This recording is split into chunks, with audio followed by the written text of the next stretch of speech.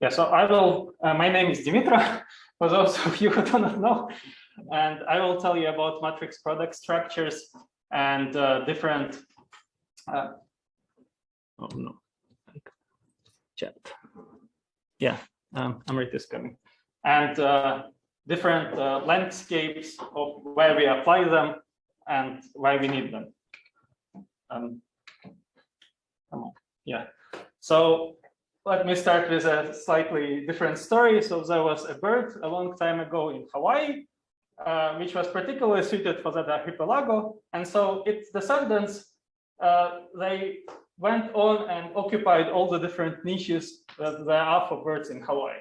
So there are also some birds which kind of look more or less like the original, but there are some other birds which, although they are related, they have this like weird features that where they have evolved for different habitats.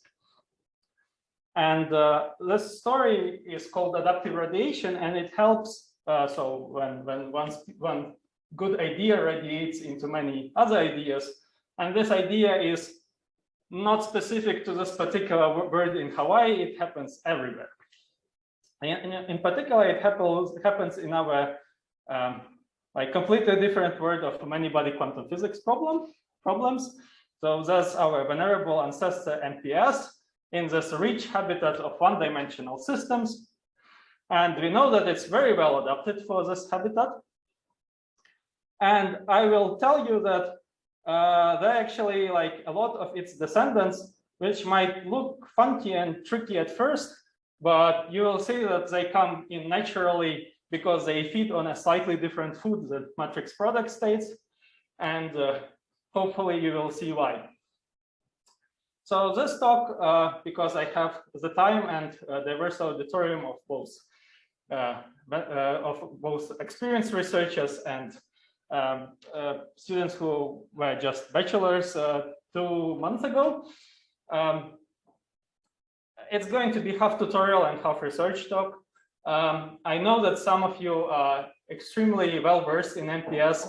So if you want to sleep after lunch, that's not a problem.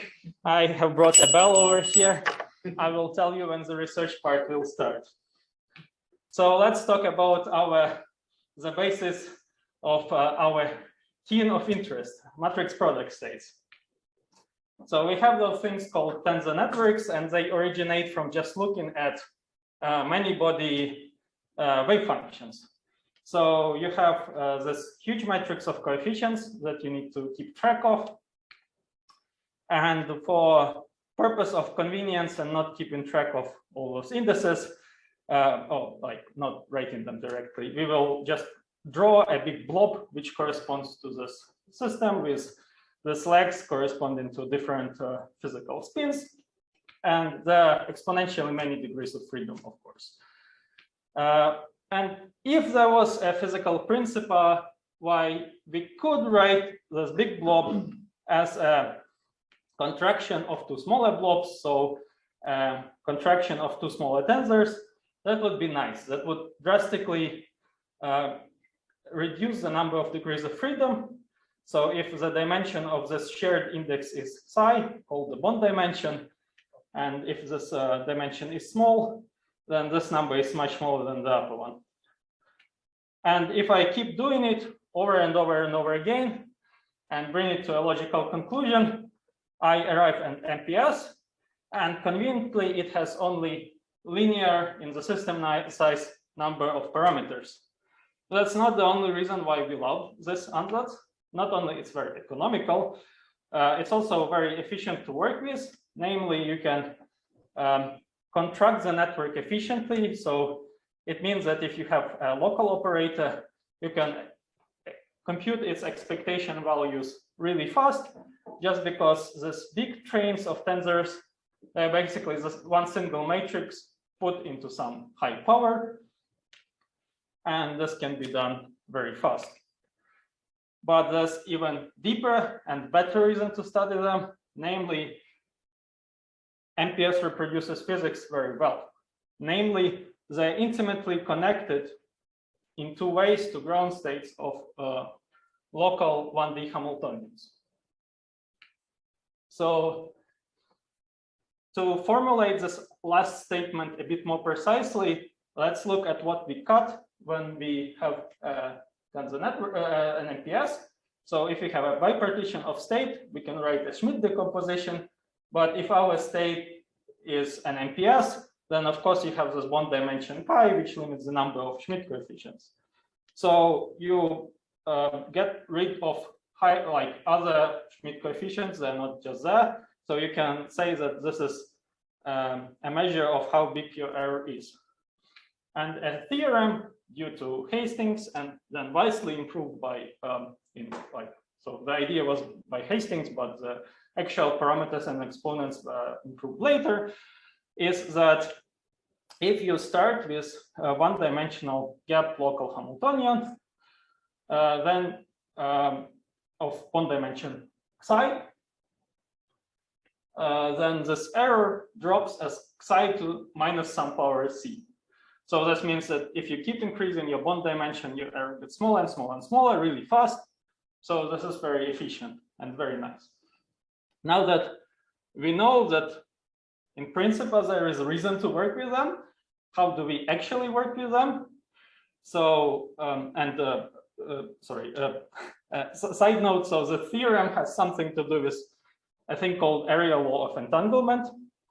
Namely, in many systems, for 1D that's due to Hastings, and for 2D I think is the best results due to David Gossett, who talked 2 days ago, that this states, if you cut them in 2 parts, then the entanglement entropy of these 2 parts will be proportional to the area. So in 2D it's maybe easier to see this like curve which cuts this many legs, but in 1D I can also do a single cut and cut some number of legs, and the entanglement entropy of these 2 parts will be proportional to the number of legs you cut. And it turns out this is area law of entangled states. They pop everywhere in physics. This is not proven in 2D yet, right? Other than so I think there was a talk by David Gossett during this QAP, and he proved in 2D that frustration-free local 2D Hamiltonians, they obey an almost area law. So he could prove that they're at almost an area law. So I mean, that's like bound from one side. So there's something to it. Yeah, so how do we actually work with the things? And first algorithm, density matrix normalization group, DMRG, was invented before words like MPS got into existence by Stephen White. And his idea was that you should optimize one tensor at a time. So you treat this small white circle as variables to be optimized. And then you take, for example, your local Hamiltonian for which you want the ground state. You can write down an equation on energy, eigenvalue equation. So this is just basically says you that your state should be normalized.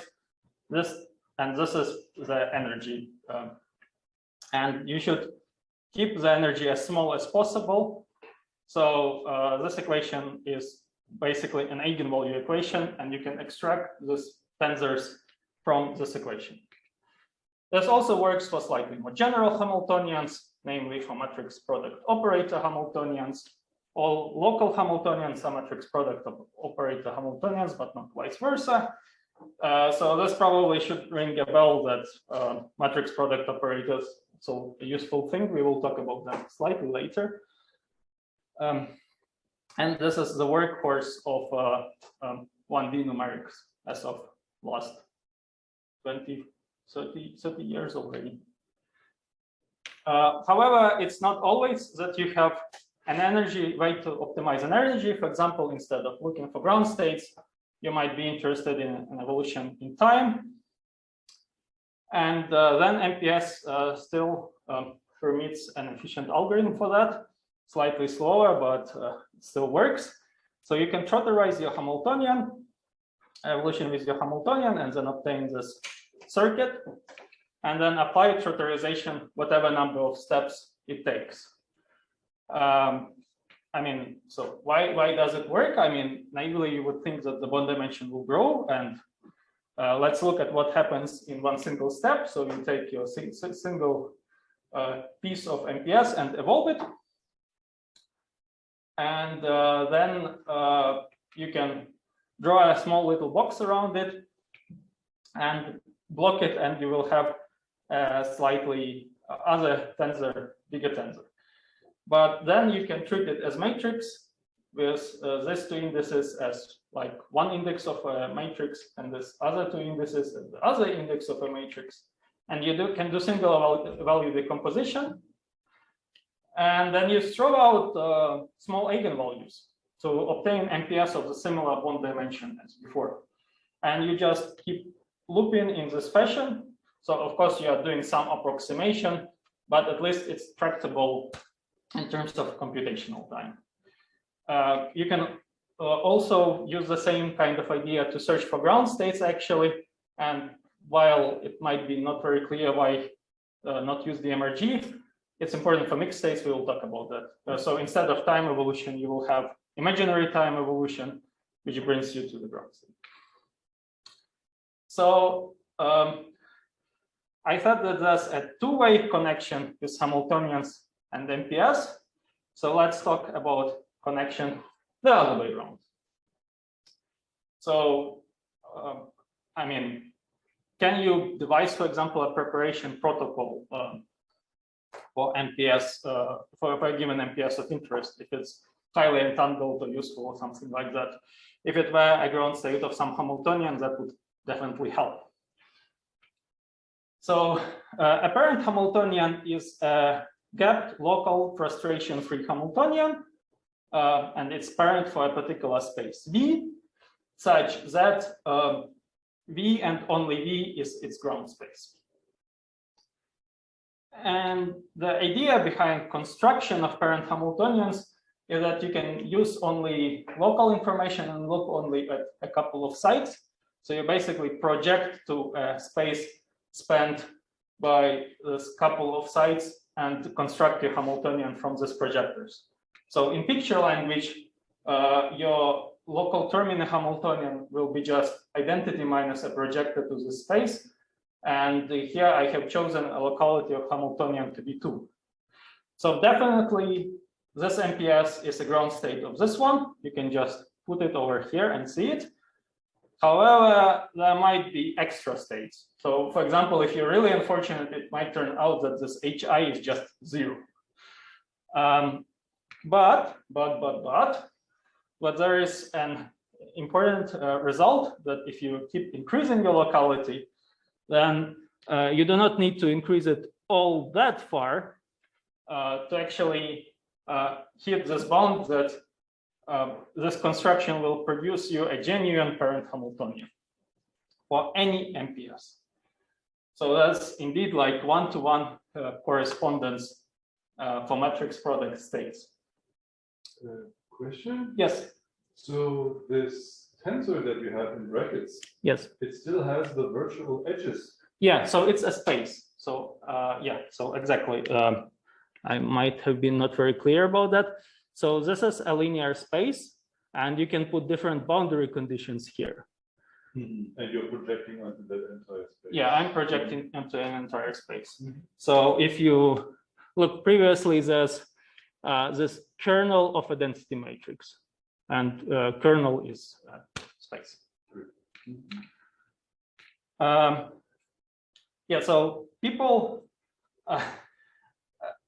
have tried to put more quantum into MPS. So namely, if you have this really good variational class, and we also believe quantum computers to be really good, at least I believe in this conference, then why not put 2 and 2 together? And it's easy to see that this kind of circuits will produce you some kind of an MPS. Namely, you can define a tensor like this. And then this circuit is basically an MPS like that. And you can make a very much shallower circuit with the same idea and a slightly different definition of your tensors. So I cut unitary in half, I do some kind of SVD decomposition. And both of these approaches are valid, and as I have different pluses and minuses, of course, this one is much, much shallower, but this allows you to recycle some of the qubits. So the other people, on the other hand of things, they decided that they want less quantum in MPS. And for that, they would use MPS for tasks that have nothing quantum in that, for example, for machine learning, as just a good variational task. So what's a machine learning? Machine learning differs from optimization in that you have data. So instead of some quality like energy or something like that, you just have pairs of correct inputs, or some inputs and believed to be correct outputs. And let's rewrite these inputs in an MPS language. So you take some object which has nothing quantum in it, like images, and then you look at one single pixel of an image, and depending on the color, you take a vector into correspondence with it. So maybe black would be 1, 0, and white would be 0, 1, something like that. And your labels are just labels. Then you need to pick a variational class, MPS in this case, of course. Maybe quantum MPS, that was also proposed. And then how you ensure that you get, for those inputs, you get these outputs, you design some cost function, which consists of some distance measure and distance measure of, so you feed your inputs into your hypothesis, and it should produce things which are close to outputs. So, and then you try to minimize this cost function. And in our case, this quantity, so input fed into a hypothesis, would be an MPS which acts on this image on this vector. So it's in this case that would be a number from 0 to 9, something like that. And this was done quite successfully, and it's I'm using, and people try to understand why this was a success, because images they do not obey a real law of entanglement. People have actually checked, but still it works surprisingly well. And of course, while you optimize this cost function, what you actually want is that it not only works on data you feed it in, because then you can just make a huge table of inputs and outputs. You then give it a data from the same probability distribution, and you hope that the performance will be still high. And to evaluate this performance, you might, you might use some different distance measure in full generality. Okay, so let's recap. So MPS are efficient tools for computational tasks. They're based in physics, and there's like a genuine two-way connection between local Hamiltonians, gap local Hamiltonians, and MPS. You can put more quantum in it by having quantum MPS. You can use them for non-quantum tasks. They're awesome. So let's generalize them just a slightly little bit. So let's move to matrix product density operators. So what? How do they come around? So if you move to mixed states, if you just try to mix MPS, then of course instead of wave functions you will have density operators. So you need to have one more leg to have an operator. On the other hand, so we have this connection with Hamiltonians and ground states. So a generalization of Hamiltonians to mix states would be either Lindblads or quantum channels, CPTP maps, and the generalization of ground states would be stable states of Lindblads. So for those younger of us who have never seen a Lindblad, so Lindbladian equation is something like this. So it's an evolution with a Hamiltonian of a system, but this also has a coupling, another term, which some people call dissipation or driving. And you can derive this equation by saying that you have a Hamiltonian, which consists of a system, a path, which is weakly coupled to your system, and the path is way, way larger than your system. And and the other way to derive this equation, a more mathematical approach, is to say that if you have Markovian evolution, you can actually prove that Markovian evolution of an open system, it always obeys equation like this. And vice versa. I mean, this is an equation without memory, so the evolution is Markovian. And what's a stable state of a Lymphadene? It basically rho dot equals 0. So rho doesn't change. It's the thing that dissipation brings you to. How do I get the thing popping up? There's a chat. There's a chat. So what's H interaction? Amrit says, come on. So H interaction is an interaction Hamiltonian between system and a path. So those two Hamiltonians are defined in different Hilbert spaces.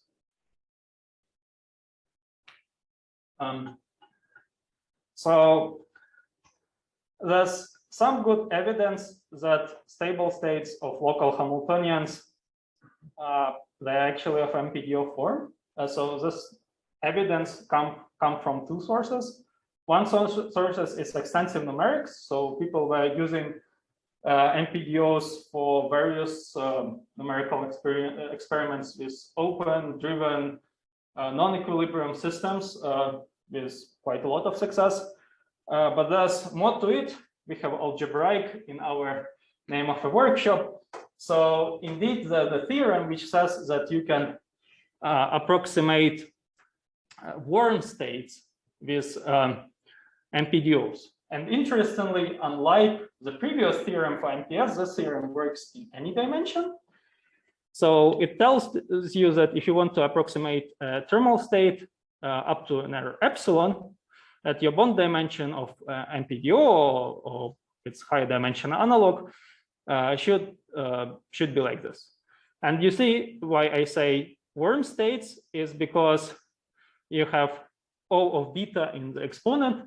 So if your beta approaches infinity, so you want ground states, then one dimension diverges.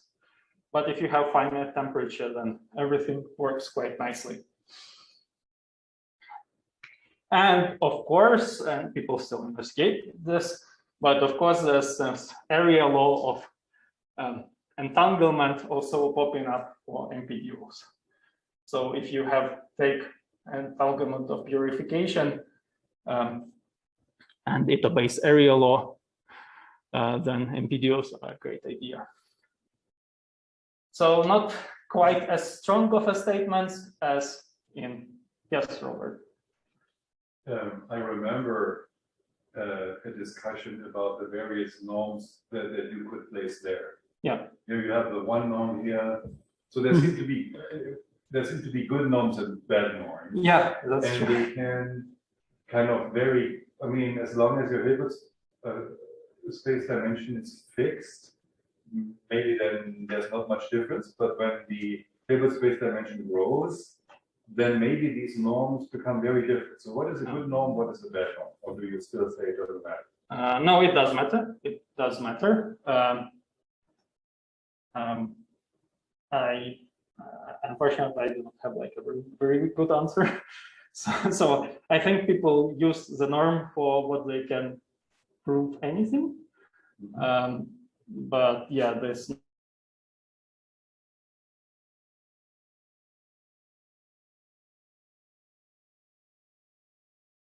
so for the one norm, this is proven. Yes. But this is phenomenologically the norm that you wanted to deal with. Well, so I think that one norm is a rather good norm because of Kollova-Hellstrom bound. So it tells you how distinguishable are two states. So it tells you that you cannot distinguish the state that you are given from your thermal state, by one-shot measurement. So I think that's why it's quite good. Yeah, so I think one norm makes a lot of sense. Good, thank you. I don't know, maybe. But so like for the 1D just gap Hamiltonian, the ground state, the MPS like exactly, more or less exactly describes the ground state, right? Yes. And then now for the MPDO, it's like the inverse, that they're bad at describing the ground states. Yeah, But it's good at describing the very kind of thermal states. Yeah, so first of all, not any mixed state is a thermal state, right? You might have like non-equilibrium physics, and for that you do not know much. And if you would wish that you would have things like, you would have a limit that temperature goes to 0 and you reproduce ground states, but it doesn't work this way, unfortunately. So you would like to have more here, not only thermal states, for example, would be amazing. Then. So I see here that the bond dimensions calculate the size of the system. Yeah. So this is not the case for like ground state of. That's true, I think. Although it scales weakly, I think, with the system size. So you do not. So here in our system, we need to. Yeah. So I'm not sure if it's an artifact actually of the error measure that was used, because for MPS, like our error measure was, it wasn't the one norm. But the important thing, of course, is that you do not want your dimension to go through the roof, because the amount of degrees of freedom you need, it's bond dimension squared times dimension of a subsystem squared times m. So if your bond dimension squared is some small power polynomial, that's not a big deal. Okay, that's normal. Maybe will not allow you to go to bond dimension 5000, but that's still quite good. While if you would do just naive Schmidt decomposition of some random state in a Hilbert space, you will get an exponential scaling. One question. Yes. In the zero temperature limit, we know that the ground state of the gas Hamiltonian can be represented by an MPS tensor with a very small bond dimension. Yes. That doesn't match with the limit of this bond dimension. Yeah, but the theorem is actually like, if the theorem would have a good limit, that would be much more powerful, because this theorem, it works for any dimension. And for PEPs, we do not have a theorem like that. Oh, okay. So it's like a very special. So you should be think of like this upper bound is pretty worse. There's definitely, I think, something. There might be a better theorem, which is like 1D specific. So let's optimize then the tensors, right? And can we yes. just interrupt you here whenever we please? Yeah. Since you just came across this topic of MPS states, ground states, yes, in higher dimension. Yeah. So you said it is proven that the ground states for gap Hamiltonians are well approximated by MPS in one dimension. Yes. And in higher dimension, what is the status? It's not been proven. Do people think it's not true? What is the status in higher dimension, and is that an intuitive way to understand that it is different in higher dimension? Yeah. So people would like to prove something like that, I think. I thought so. What's keeping them? Yeah, so first of all, like apps are vastly, like they're more complicated to work with. For example, MPS always yields you exponentially decaying correlation function. And PEPs can give you also a power law decay correlation function because you can have very different path between 2 points. And if you sum them up, that would give you power laws. So then also like in MPS, you can make a lot of statements by looking at this transfer matrix, and it's a small matrix kind of. For PEPs, the transfer matrix spans one dimension of a system, huge object to work with.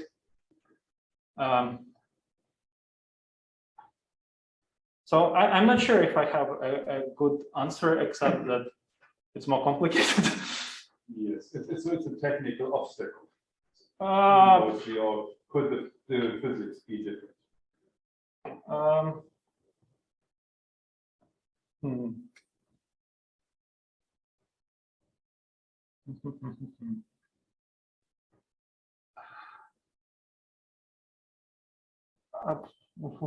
Maybe physics also could be different. I'm not sure on that. I mean, there's definitely some results about area law, like some very recent results about area laws and so on and so forth. So I think that people want to push it to say that, oh, it's an area law of entanglement, so it's approximated by PEPs. But there are a lot of technical difficulties, namely, for example, just computing local expectation values of local operators in PEPs is like sharp p-hard tasks. Yes, so it's like you can do it only approximately and things like that. But I think there's also maybe some physical reasons because, well, power law correlation functions are physically very different from exponential decay. I do not have like a super good answer. No, but thank you. Yeah, so let's move on to optimizing a particular tensor. Oh, I'm doing very bad on time. So if you want to optimize one single tensor of an MPDO, that's you run into technical difficulties. Namely, if you change one tensor, you might lose positivity. There's no good way to ensure positivity because, like, if your A times B is positive, you cannot really say anything about A or B. They could be even not self-adjoint. So it's an anti-hard task. So how do people get around that? Well, one way to get around it is to purify your state and then optimize an MPS instead.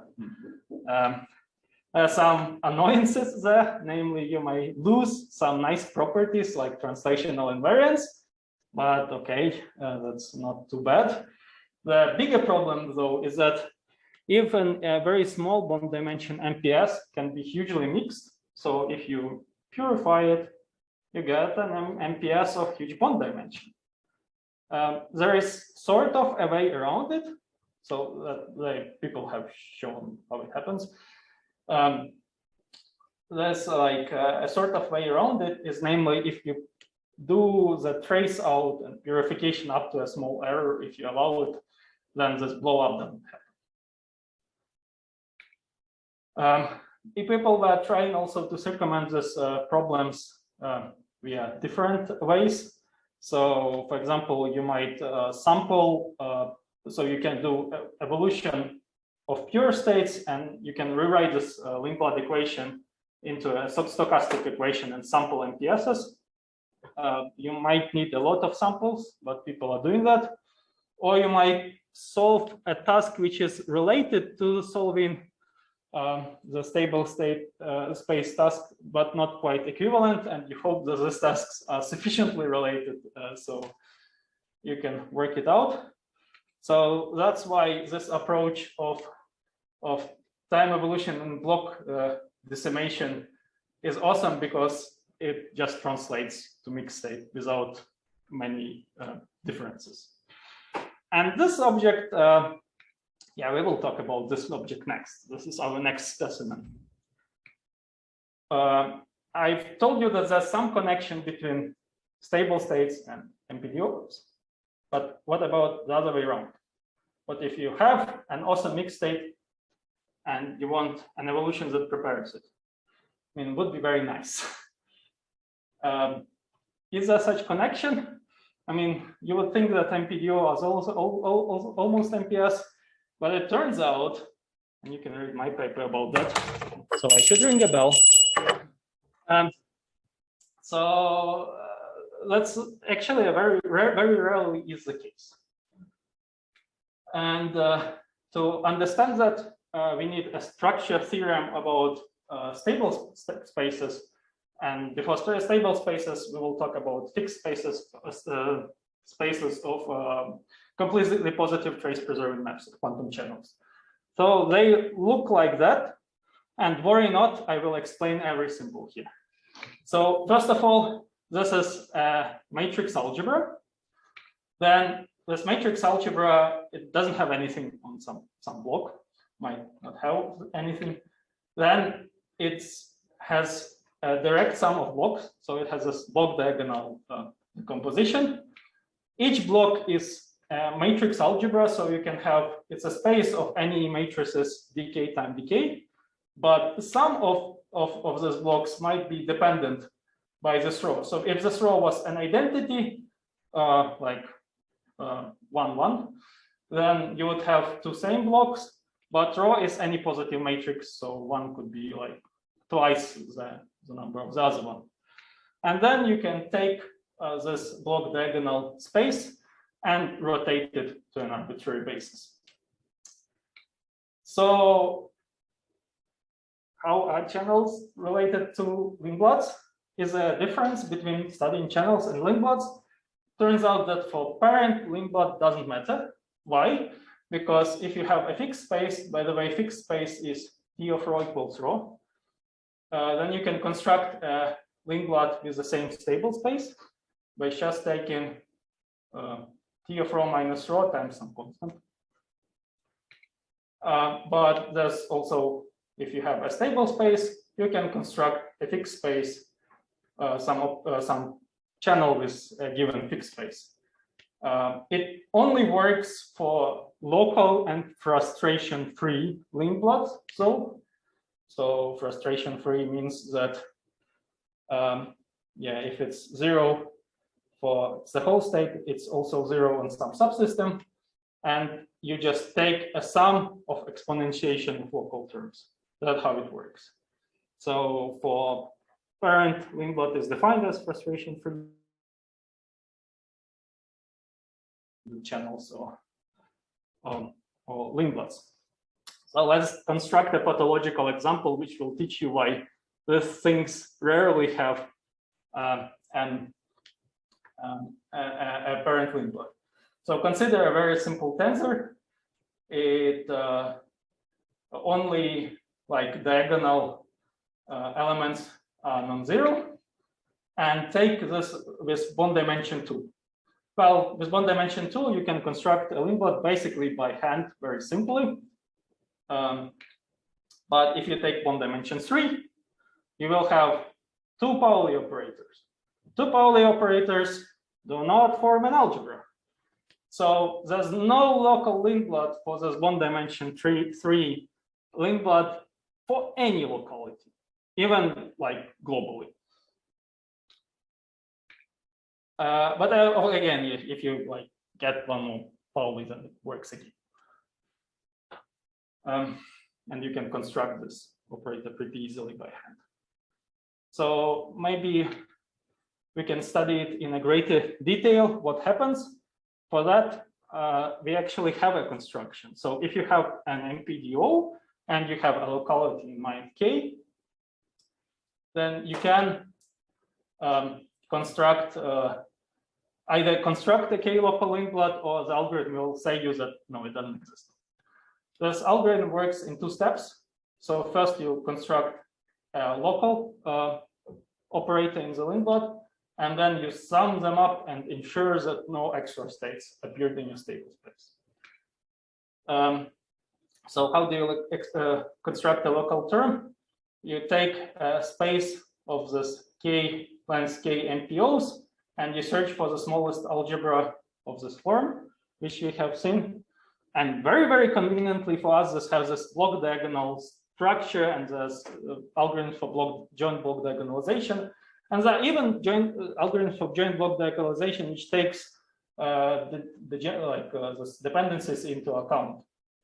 So you basically take this known algorithm, run it once, renormalize your blocks, run it twice, and then renormalize the blocks back. And that's it. If your dimensions here of this algebra and of the space are the same, you're happy.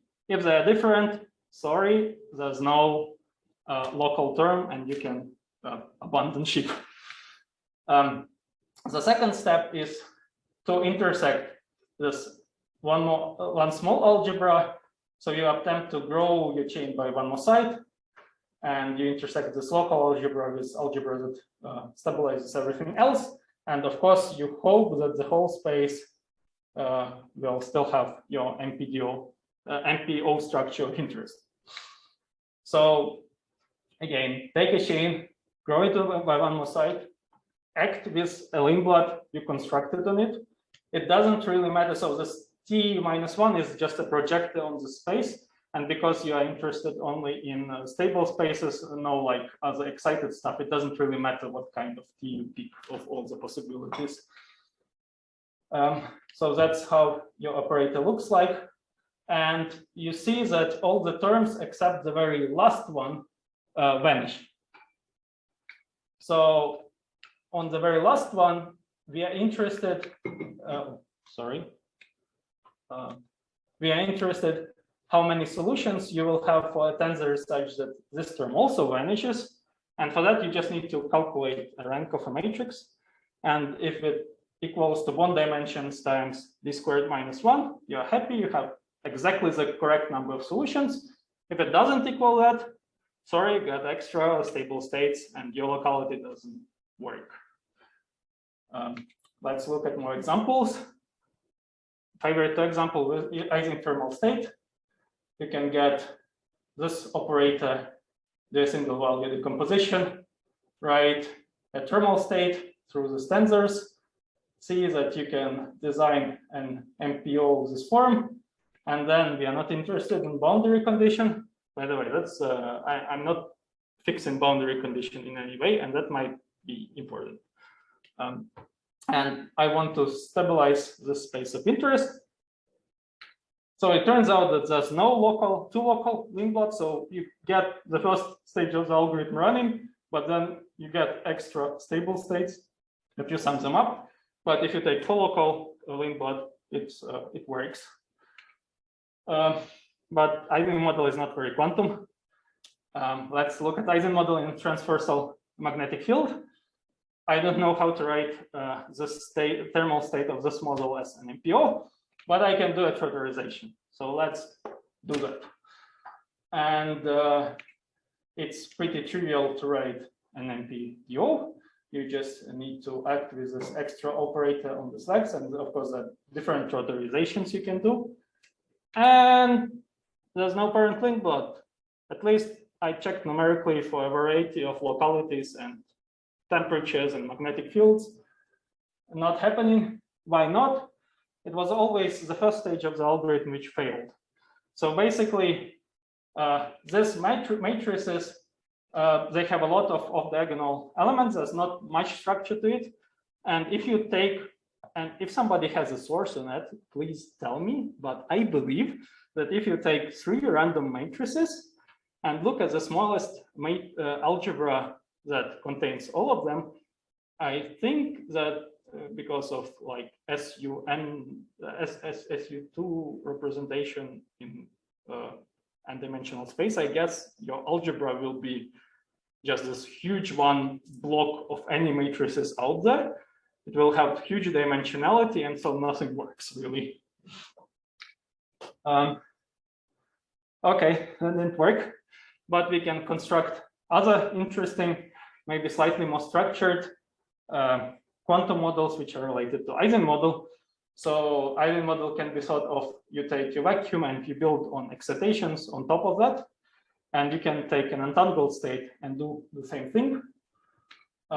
So this entangled state, cat-like state, it can be, space of the states can be written from this small tensor, and then you add up. So with probability 1 minus p you do nothing, and with probability p you add a domainful, like Eigen-type excitation, and then you look at space of MPDOs like that, and there is indeed a two-local Lindblad. It's quantum in a sense that algebra is not like diagonals, it has non-diagonal terms. So that kind of works. Open question is how often that works. I don't know. I think that if I knew this theorem about SUN, I think we can prove that it almost never works. So what kind of models will work? That's an open question. And there was a good paper from Fernando Brandao where he claimed to construct parent. So the paper was titled, "Is there a parent Hamiltonian for thermal states?" And for some families, he thinks that they exist. Let's make MPOs more quantum. It can be done. Can be done two ways. You either in this blocks of parent of quantum MPS, you add ancillas and trace them out to get mixed states, or you can sample through distribution of MPS.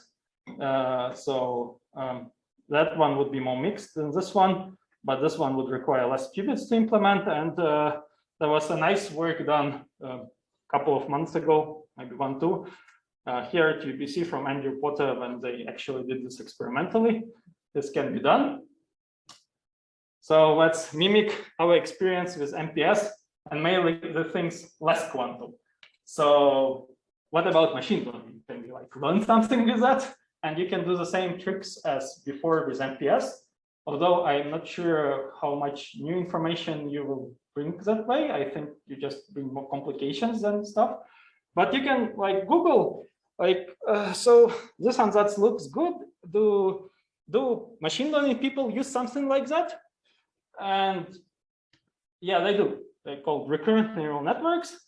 Pictures look identical. Must be is something to it.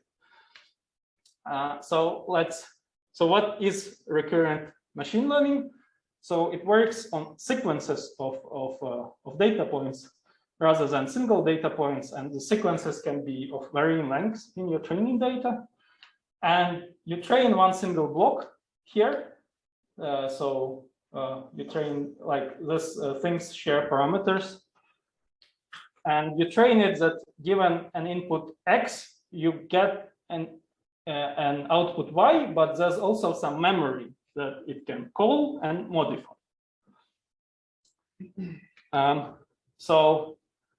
Let's try to build some quantum analog of that thing. So for that, we need to talk about what quantum machine learning is. So instead of data consisting of classical points, you get data which consists of quantum states. That's one way to make it quantum. Just maybe inputs could be quantum, not outputs, or the other way, or vice versa. And for hypothesis, of course, you might want to implement it on a quantum computer to harness all that great advantage, which is supposedly there. And then your hypothesis classes will be, for example, some unitaries parameterized somehow. Okay, so you can either go with only quantum data or only quantum ansatses. They have different uses. All the people in industry, they want to optimize whatever traffic or airplanes or maybe financial markets. Of course, there's nothing quantum in that, so they just use quantum computers and classical data. There's also quantum experiments, which have some classical computer controlling them, and they want optimal pulses with the magnetic fields. That's another option to have classical machine learning is quantum data. And of course, there's like a way where you have quantum computer and quantum data. We will like focus on this one because it's the most general one, but I mean, from here you can move like either direction basically. So let's talk about recurrent quantum machine learning. So then you might have a data which is provided as two states, which are supported on some many-body Hilbert space. So in order to, if you have trouble seeing why it's the same thing as was before, with classical case, let's talk about pure product data. So then it will be just sequences of pure states of varying lengths. So then you need something that would operate on this sequences of states of various lengths or entangled states. And maybe the first thing which comes to your mind is matrix product unitaries, things like that. So they have to be unitary, so that's a condition that they should obey. And people actually studied them in completely different contexts, in context of boundaries of two-dimensional materials, things like that. By the way, if anybody knows of a good MPU optimization algorithm, please tell me. But for my task, that and how do you implement them? Remember the circuits we had with zeros sticking in. You just do not stick a zero there and just treat it as a whole circuit, which can have an arbitrary input, and and do the same thing as quantum MPS. Obtain quantum matrix product unitary. Simple enough. But like for machine learning tasks, that might not be all that optimal, because one of the more popular tasks and is you need to have like some confidence interval. You might have noisy data. You might be not very confident about your outputs. And if you classify things, they take you from big Hilbert space to small Hilbert space. So maybe something a bit more general than unitaries would be a good idea. So in this examples, you take bird songs. By the way, I highly recommend this program. You take bird songs, and then it outputs from this like huge spectrograms several most probable speeches that are there. And we want to do something like that in quantum world. And this brings us to a new specimen in our archipelago of one-dimensional system, matrix product quantum channels. Very few references out there, weirdly, huge research opportunities. Talk to me about them.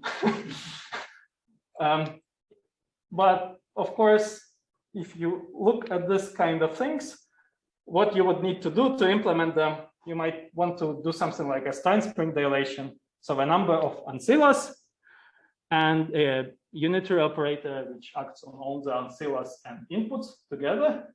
So if you want to optimize the thing and you have big like reasonably dimensional system, it's kind of hard. You need further structure to put there. So let's parameterize this matrix product quantum channels in some more tractable ways. So for that, we would take a single ancilla and put like a small like blob into correspondence with it, call it a neuron, and we'll take unitaries and write them down as a chain of local small unitaries, and then we will take connections of a neuron to previous neurons in a correspondence to a unitary. And then we will look at like networks of these blobs and connections And this way we might be able to not just search for this huge unstructured unitary, but some unitary with small structure. And we optimize this unitary by shifting the parameters, and maybe if our cost function improves, we just stay there.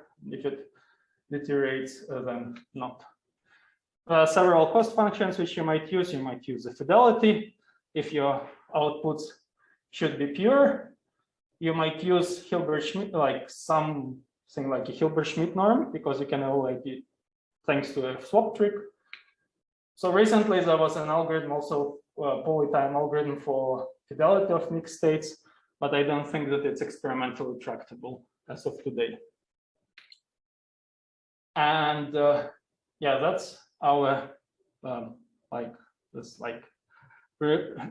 this specimen of matrix product quantum channels.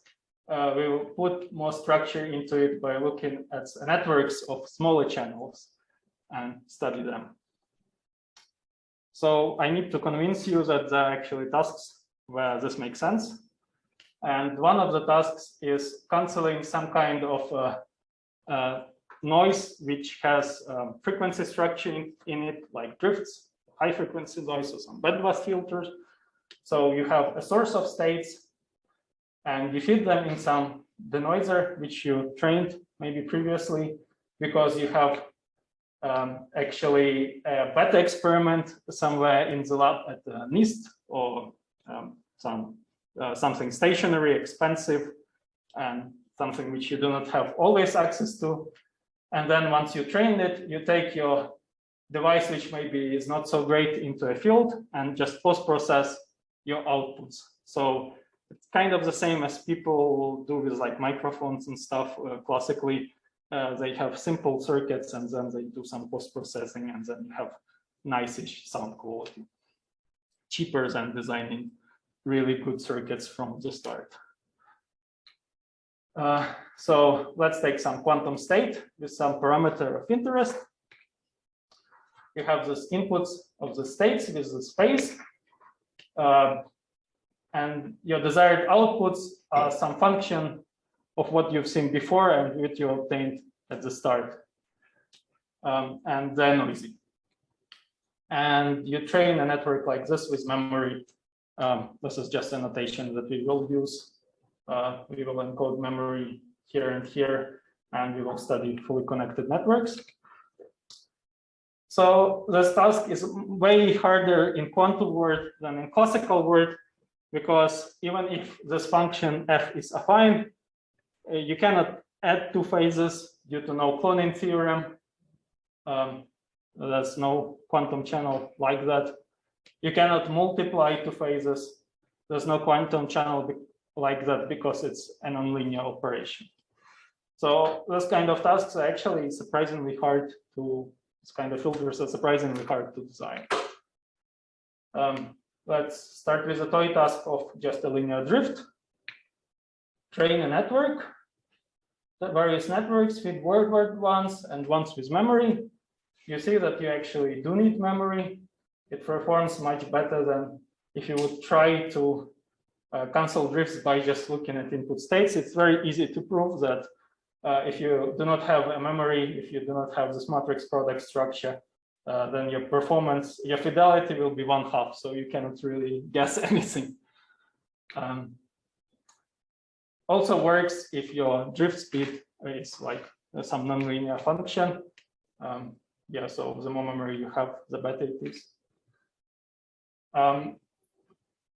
You might also cancel high frequency noise. So imagine that you have a stream of data and you try to cancel high frequency noise by a running average, like exponential smoothing, as they call it in statistics.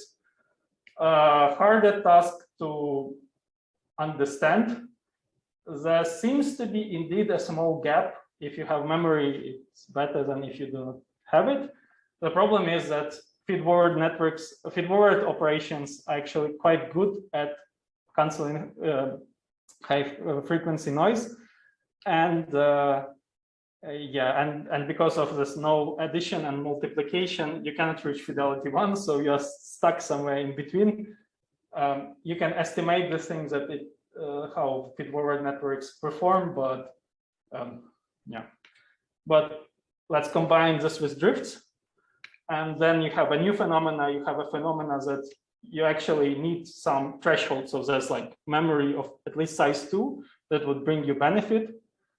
So you actually need to write some quantum state in your memory somehow. So I was extremely happy with this task that, oh, this is a practical task that you can train your networks in and optimize them and so on and so forth.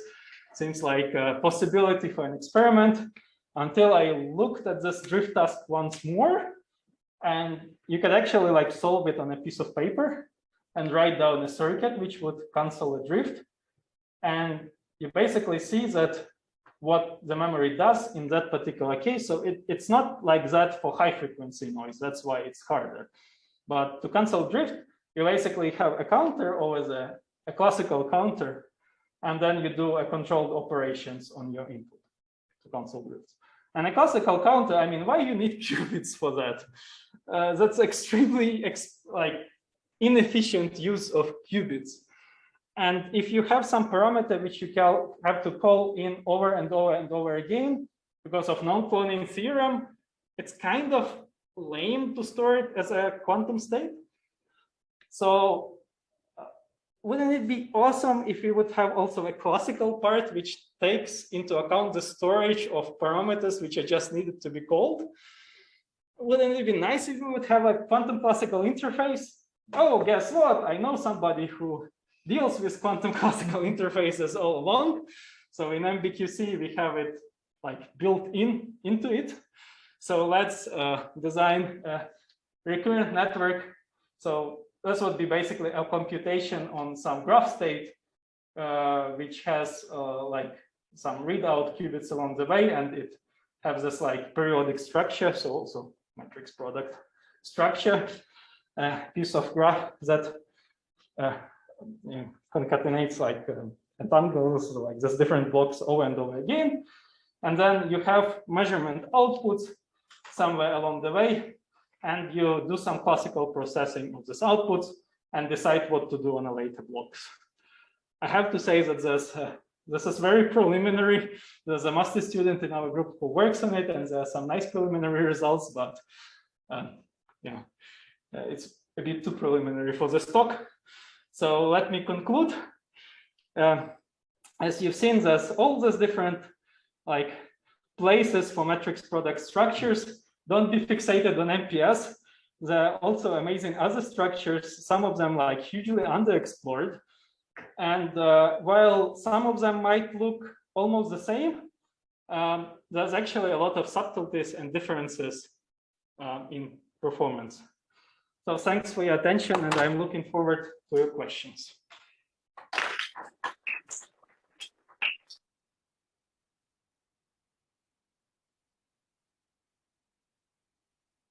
Well, as a conference organizer, I should probably say that I run out of time. We don't need to be too strict about that. Cool. Questions? There's a question from Amri on Zoom. Question from Andre. Hi, Dmytro. Thank you for the great talk. If you could go back where you showed the fidelity and the difference they made with the memory. Yeah, like this plots. I was just wondering because I see that as your test sequence increases in length, your fidelity goes down. So I was wondering like what's happening here. Yeah. So there's a simple answer to that is if you can count approximately. So so the amount of qubits you need to count to like 100 exactly is logarithm to 100. So you need quite a lot of qubits for that. But if you have like just 1 or 2 qubits of memory, you can count approximately. And then of course, if you start counting approximately, then the further you count, the worse it's an approximation. So yeah, so that's how it works more or less. that also somehow relate? It seems like there's almost a periodic structure in some of these. Yeah, so I do not have a theorem to prove. I think that there's some like particular, so if you look at a drift, so it basically you can look at a circle of phases and it goes like around the circle. And then it kind of like returns to a place it started with.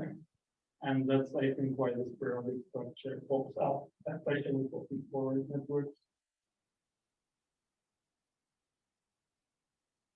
Yeah, so a number of open questions like what kind of MPDOs have current inputs? Yeah, I was going to say, so I know that there's this result that whenever regarding current Hamiltonian matrix product space, right?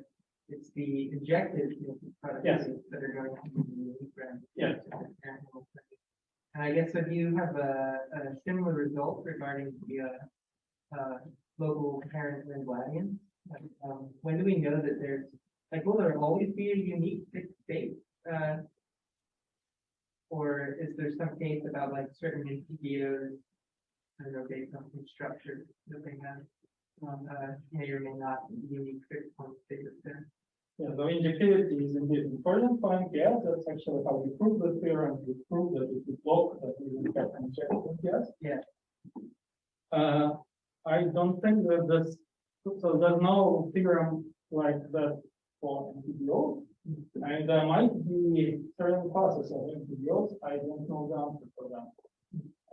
But we've seen this like simple examples with signal matrices, but the examples where you will not get some kind of injectivity. Yeah.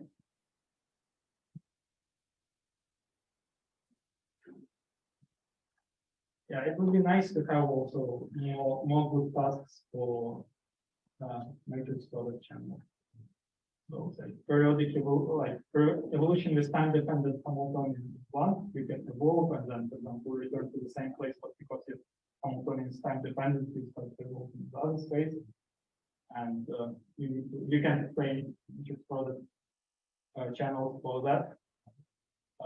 So for example, designing catalysis experiments. So you have a memory which doesn't change, and you optimize the catalyst like this memory catalyst. That would be a good project. I think it's a vastly underexplored list. Yeah, so I guess if there's no further question, we should move to Daniel. Figure again. Yeah.